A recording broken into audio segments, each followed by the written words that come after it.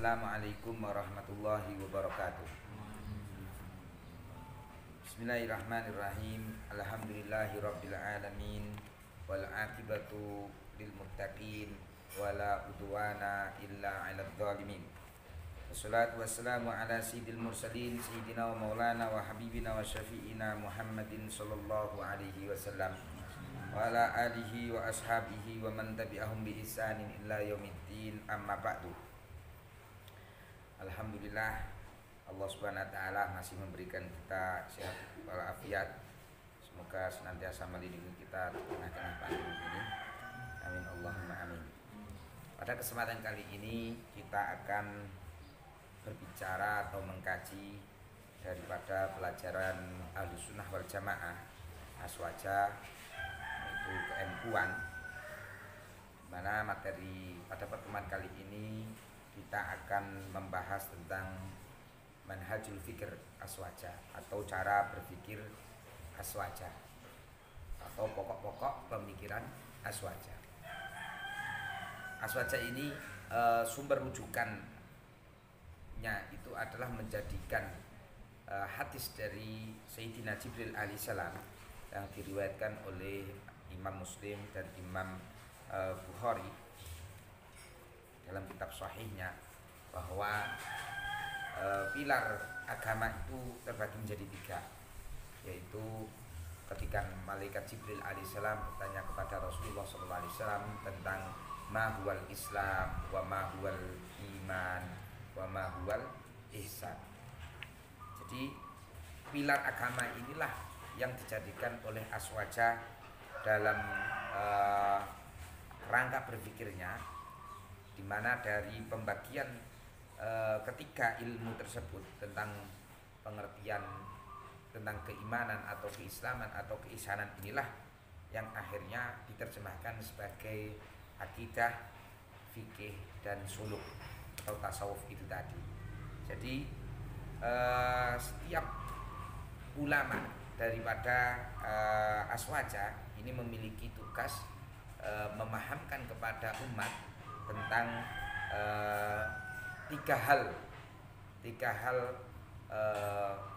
tadi, yaitu mengenai Islam, ya, mengajarkannya, memahamkannya, dan juga memberitahu wawasan kepada umat bagaimana cara melaksanakannya dengan baik dan benar sesuai daripada jalannya Rasulullah SAW dan para sahabat. Begitu pula terkait tentang akidah atau keimanan juga sama. Begitu pula tentang tasawuf atau suluk atau terkait tentang tazkiyatun nufus itu sendiri. Ini.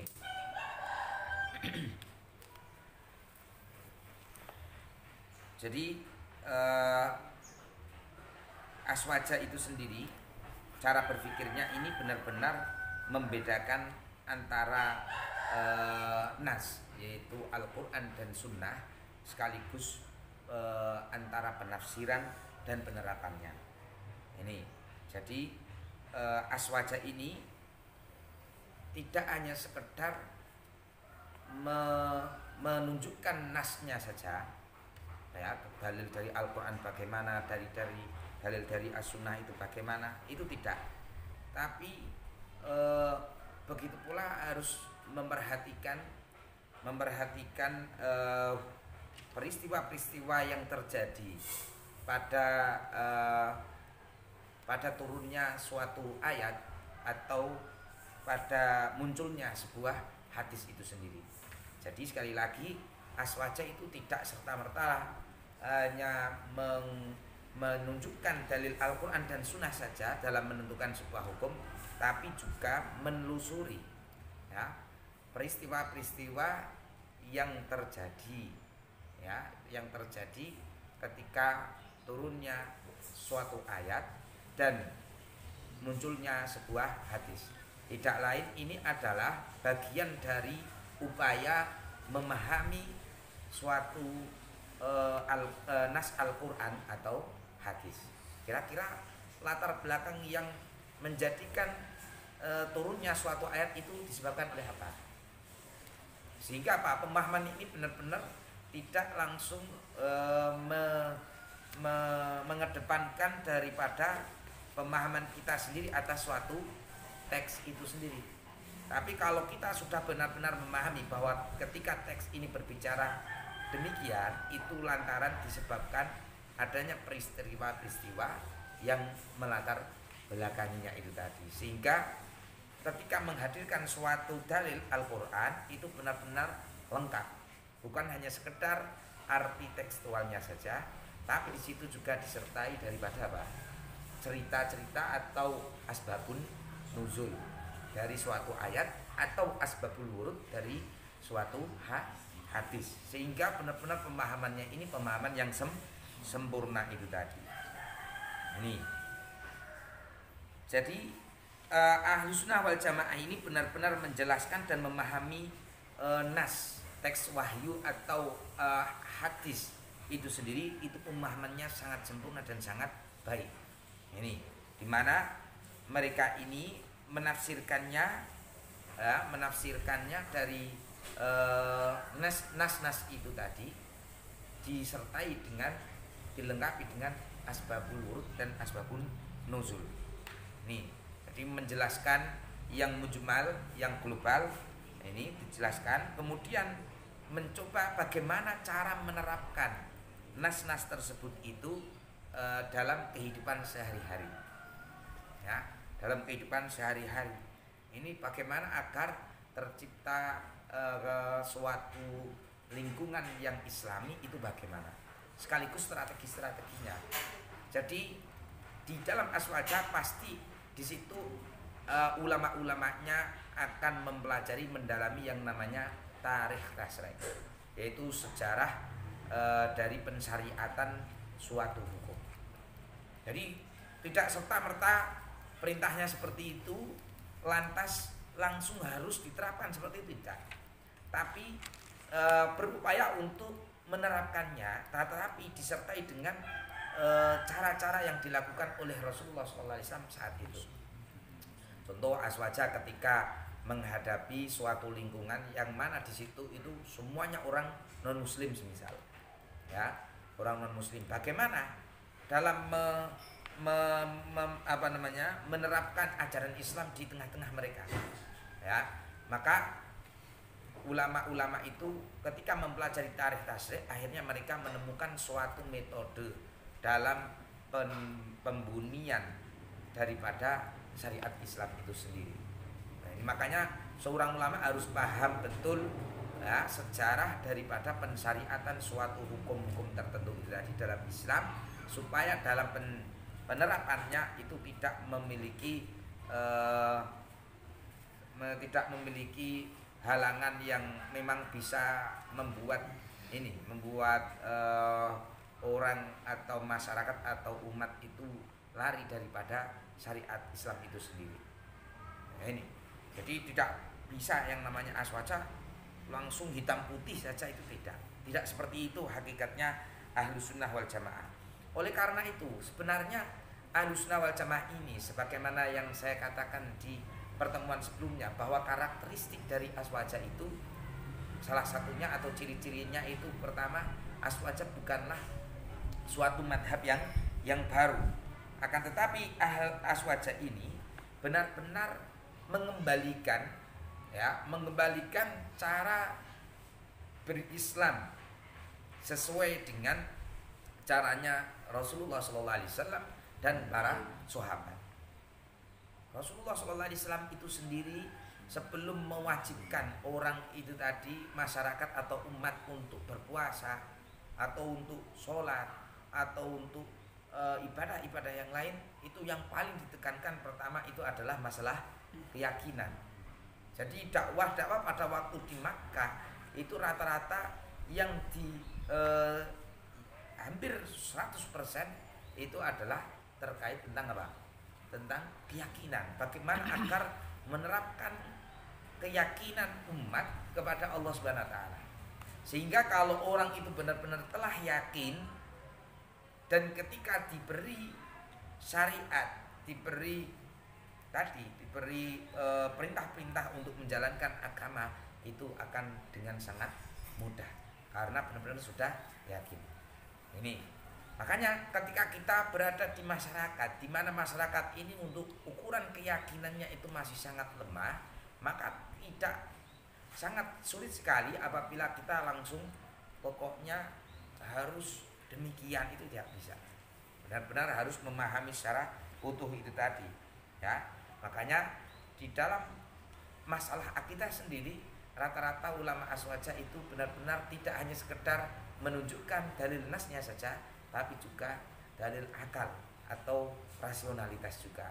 Jadi masalah akidah itu termasuk dalam urusan sangat moderat, tengah-tengah, menyeimbangkan antara dalil nakli teks itu sendiri dan dalil akli itu tadi.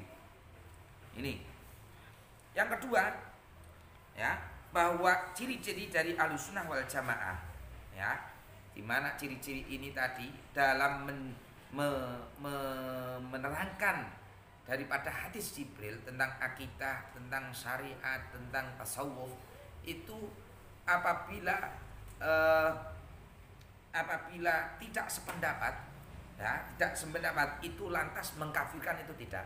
Jadi madhab aswaja ini, ya, adalah satu-satunya madhab yang tidak mengkafirkan siapapun yang masih berkiblat Ka'bah sebagai kiblat sholatnya. Jadi sekalipun berbeda dalam pandangan syariat ataupun akidah, ya, aswaja tidak pernah yang namanya mengkafirkan, ya, tidak pernah yang namanya mengkafirkan orang-orang yang benar-benar, ya, yang benar-benar masih apa namanya, masih berkiblat sama, yaitu Ka'bah, kecuali kalau memang ia telah keluar dari Islam, ya, kecuali memang benar-benar ia telah memiliki akidah yang keliru, ya, memiliki akidah yang keliru, semisal menganggap Allah Ta'ala memiliki anak, semisal menganggap Allah Ta'ala itu seperti makhluk, ya, ini jelas bahwa mereka ini benar-benar, ya, benar-benar keluar daripada Islam itu sendiri, ya. Jadi itulah salah satu ciri-ciri aswaja itu tadi. Makanya, ya, bahwa Imam Asy'ari ketika menjelang wafatnya di Baghdad, beliau berpesan kepada salah satu murid-muridnya beliau, ya, beliau mengatakan, saksikanlah, ya, diriku bahwa aku tidak mengkafirkan siapapun min ahlil kiblah, dari ahlu kiblah. Ini jadi karena apa? Karena orang yang masih sholat, meyakini Allah Ta'ala, ya, meyakini Allah Ta'ala dengan sifat kesempurnaannya dan juga sifat kesuciannya, tidak menyerupai makhluk, itu berarti mereka ini masih satu Tuhan yang sama itu tadi. Adapun masalah teori-teorinya, ucapan-ucapannya, inilah yang hanya membedakan. Tapi maksud dan tujuannya itu bisa dipastikan sama barangkali, ya, atau ada kesalahan persepsi terkait istilah itu saja barangkali ketika ada perbedaan yang jelas tidak mengkafirkan. Nah, ini yang kedua, yang ketiga, tidak pernah menggiring manusia untuk mencari kekuasaan. Jadi tidak ada yang namanya Ahlussunnah wal Jamaah itu fokusnya hanya pada kekuasaan, itu tidak. Jadi mencari kekuasaan itu tidak. Bahkan selama masih ada orang yang memang mampu dalam arti mampu memanage suatu negara, ya, memang mempunyai kompetensi yang cukup, yang mampu, sekalipun saumpama kalau sudah ada yang mampu, maka kita tidak diperbolehkan untuk ikut campur atau ingin menggantikan orang tersebut. Itu di aswaja. Kalaupun ada orang yang dolim sekalipun juga tidak diizinkan atau tidak mengajak untuk memusuhi, untuk istilahnya mendemo sampai yang namanya tumpah darah. Jadi aswaja itu tidak ada yang namanya hanya karena kekuasaan itu sampai istilahnya harus diperebutkan sampai ada pertumpahan darah. Apalagi kalau pemimpinnya itu jelas-jelas muslim dan tidak yang namanya menghalang-halangi umat untuk beribadah. Ya, apalagi kalau seperti itu, semisal contoh kecil di Indonesia ini, pemimpin kita alhamdulillah tidak menghalang-halangi umatnya atau rakyatnya untuk beribadah. Sekalipun kalau semisal ada di pemerintahan itu ada orang-orang yang dolim-dolimnya sedikit-sedikit, ya jangan sampai kita rusak dengan demo-demo dengan itu tadi. Sampai apalagi sampai pertumbahan darah. Tidak ada aswaja seperti itu. Ini. Dan aswaja tidak pula mengikuti syahwat. Ya, syahwat seseorang atau diri masing-masing untuk menempuh suatu keharaman. Baik itu makan yang haram tidak boleh. Itu ciri khas daripada aswaja itu tadi. Selain itu, ya, aswaja ini menerima perbedaan. Jadi aswaja itu ciri khas aswaja itu menerima perbedaan. Perbedaan diyakini bahwa perbedaan itu adalah suatu rahmat. Ini dalam sebuah hadis, meskipun ada yang menyangkal hadis ini bahwa ikhtilafu ummati rahmah, bahwa perbedaan umatku itu adalah rahmah. Meskipun ada yang menyangkal yang asli bukan ikhtilafu ummati tapi ikhtilafu a'immati ummati rahmah. Ikhtilaf perbedaan para imam dari umat-umatku itu adalah rahmat. Ada yang mengatakan seperti itu yang benar, tapi yang pada jelasnya yang namanya perbedaan itu adalah suatu rahmat.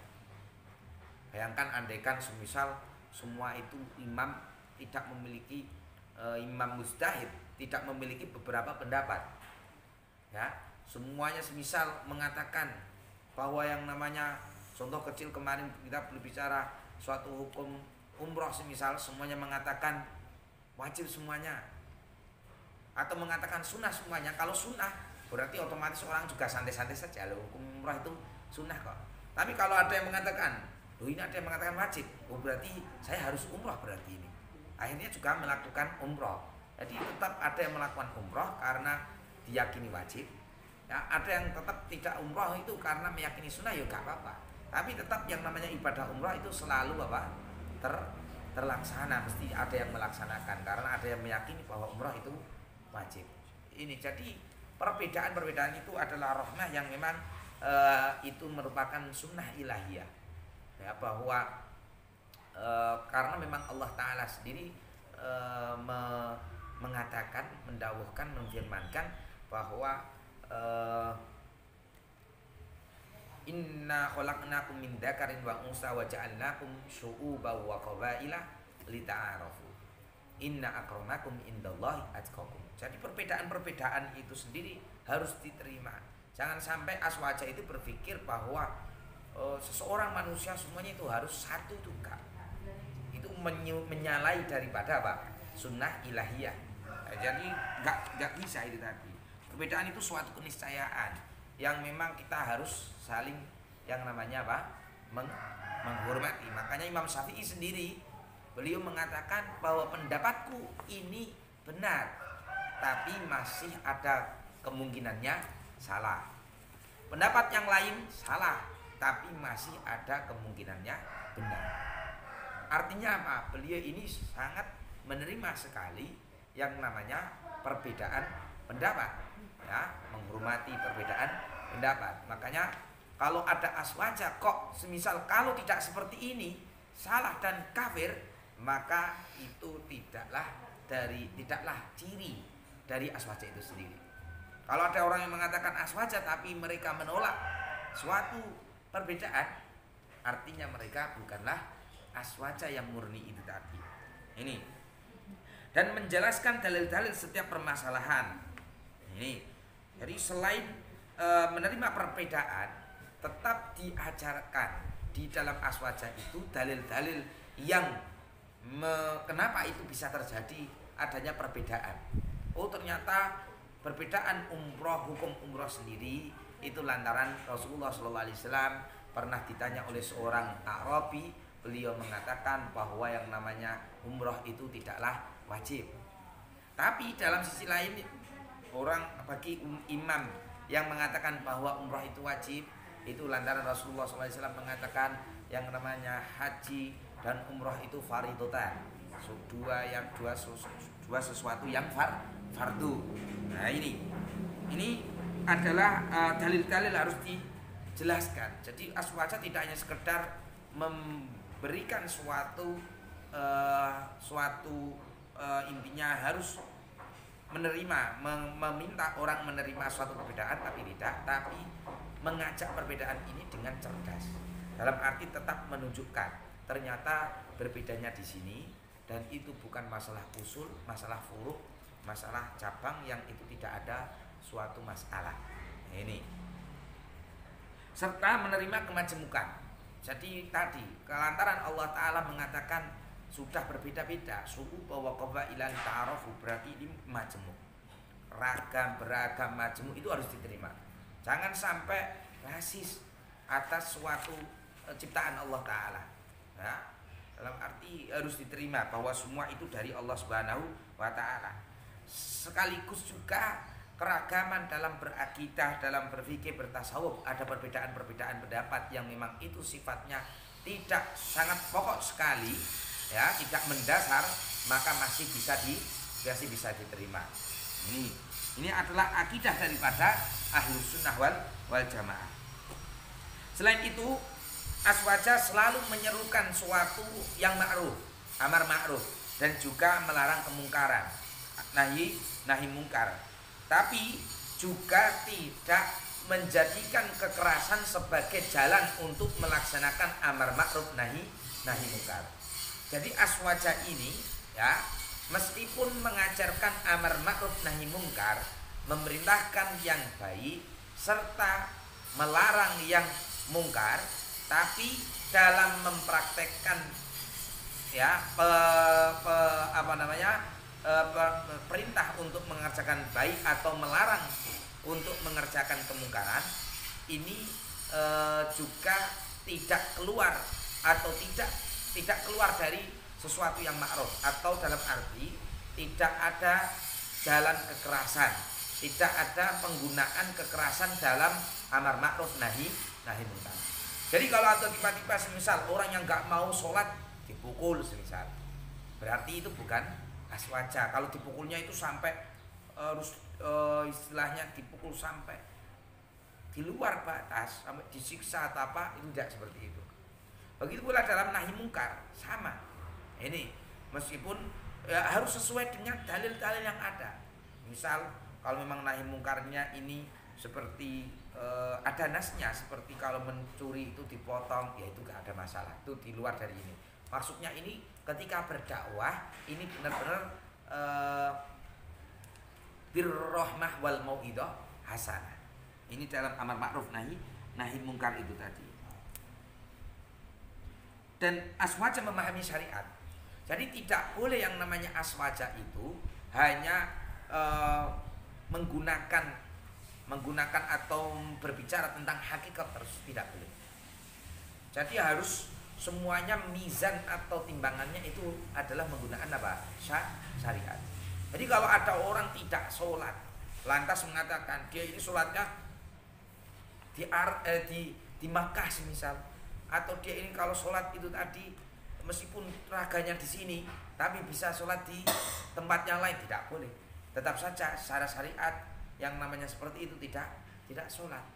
Jadi kalau ada orang berbicara tapi menyalahi dengan syariat Rasulullah SAW, ya, sekalipun dia ini terkenal sebagai orang-orang yang alim dan lain-lain, maka tetap saja tidak bisa diterima.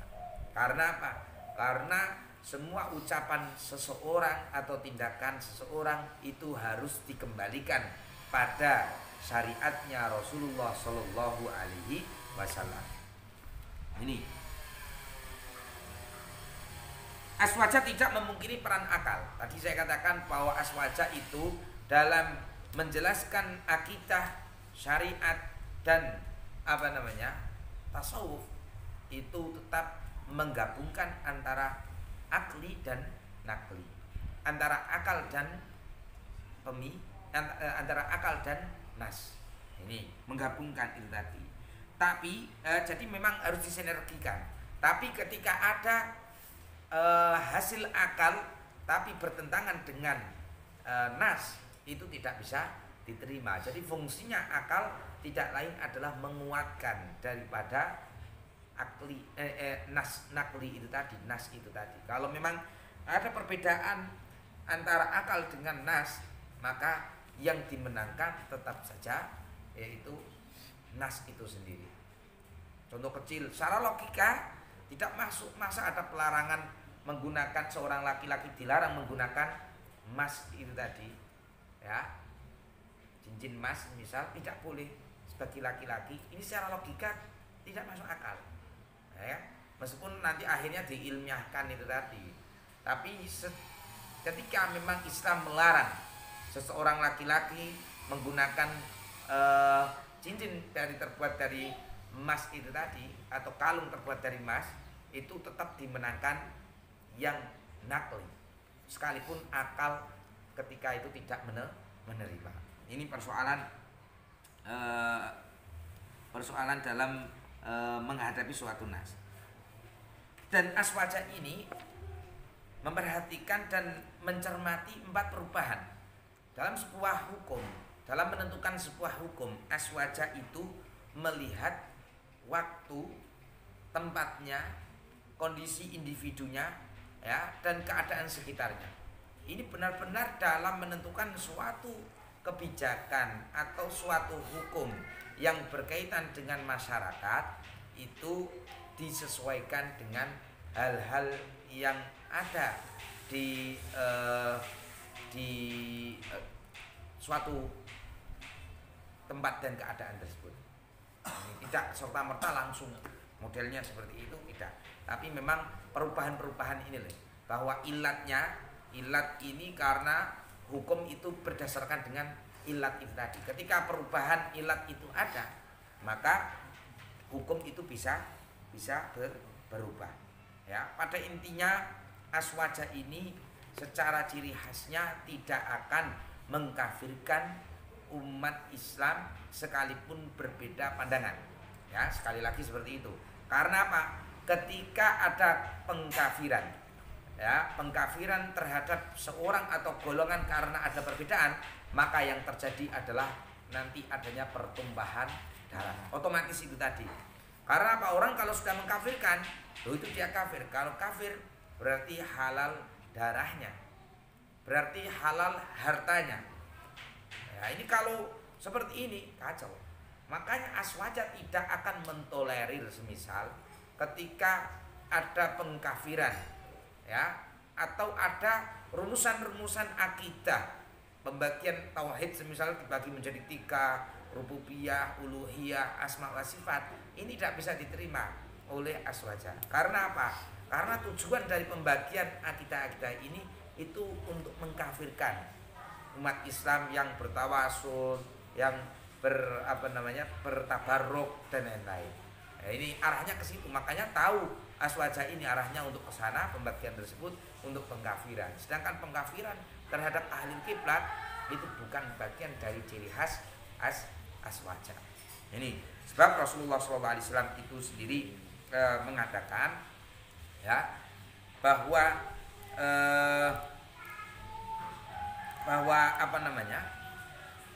darah seorang muslim atau mukmin itu lebih, ya, satu tetes darah seorang mukmin itu tadi jauh lebih mulia daripada hancurnya Ka'bah, jauh lebih diperhitungkan oleh Allah Ta'ala daripada hancurnya bangunan Ka'bah itu tadi. Saking mulianya umat muslim itu tadi. Makanya kalau dikafirkan untuk dibunuh, nah itu keterlaluan sendiri. Selain itu Rasulullah SAW dawuh, barang siapa yang keluar dari barisan umatku menikam atau membunuh orang yang soleh dan orang yang jahatnya, ia tidak peduli pada orang mukmin, juga tidak menghormati orang yang melakukan ahlul dhimah, perjanjian damai, maka ia bukanlah dariku dan saya bukanlah bagian darinya. Artinya orang itu yang semaunya sendiri, Rasulullah SAW bariun minhum, terlepas dari mereka semua itu tadi. Ini adalah bagian dari ciri khas wajah itu sendiri.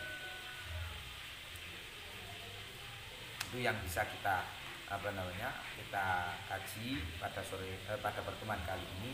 Semoga bermanfaat di dunia wal akhirah. Maulaya sholli wa sallim daiman abada ala habibika khairil khalqi kullihim wal habibul ladzi turja syafa'atu li kulli hauli minal ahwali muqtahimi bil mustafa balli maqasidana waghfir lana ma madha ya wasi'al karami. Al-Fatihah.